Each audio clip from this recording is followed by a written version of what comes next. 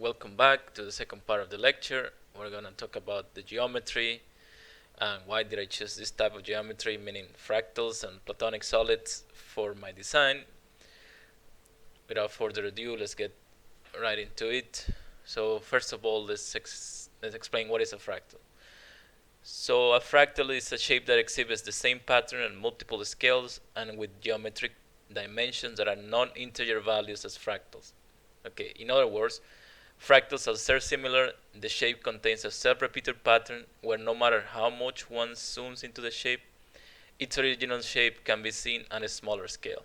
So if you remember from this picture, no matter how much you zoom in these pictures, you will still be able to see the original shape, which is A, for example. And you can see it here from this picture as well. We start from a line, then we go to a triangle, and then we have many other triangles of different sizes, but ultimately the shape is the same.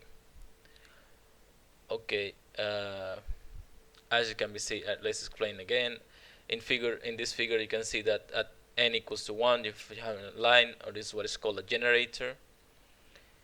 Then when it's n equal to 1, it's the first iteration, so you iterate this line and you put them together as a triangle.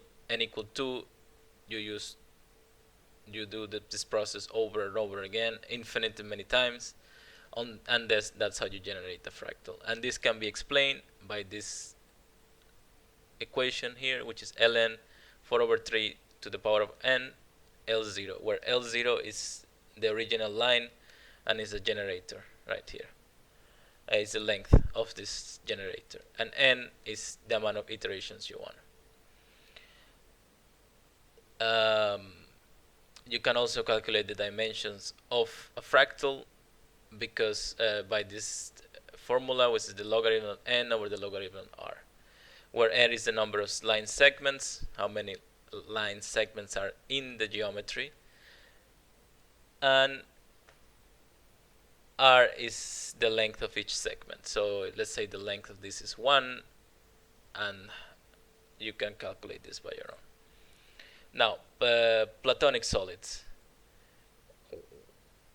What are Platonic solids? Platonic solids there are only 5 of them, as we can see here. There's a tetrahedron, a cube, an octahedron, an icosahedron, and a dodecahedron. So there are only 5 of them in nature, and we're gonna use an icosahedron. Why did I decide to do this? I found that these shapes are very interesting, and if you can mix that, because most of these antennas are printed in 2D. So if you can do it in 3D, maybe you can explore its characteristics and its features to obtain more interesting results. That is the main reason why I did it, and I am fascinated by fractals as well. On the left, then we have the Sierpinski carpet and the Sierpinski triangle, and this is what I use for my project, the Sierpinski triangle, which is just a triangle with smaller triangles inside of that triangle. In this project, a Sierpinski triangle with 1 iteration, this one right here, n equals 1, was used, and due to computational powers and complexity of the geometry. And you can see here, these are very famous fractal geometries. When it's n equals, there is a carpet which is just squares. When it's n equals 2, then you multiply the squares and you multiply more squares, and you get something very similar to the chip of a computer.